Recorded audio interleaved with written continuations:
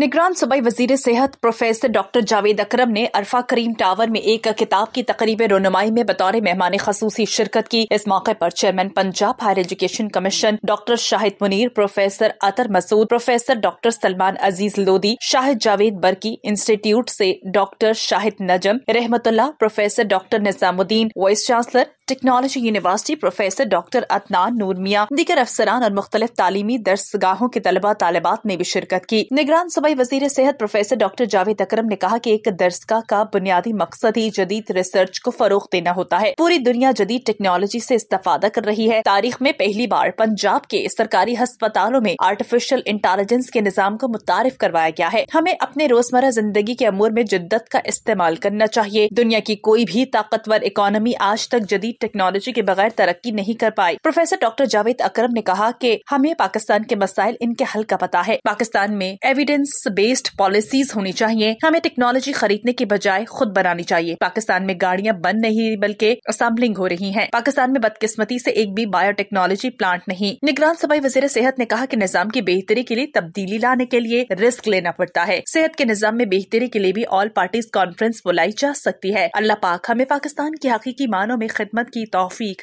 अता फरमाए।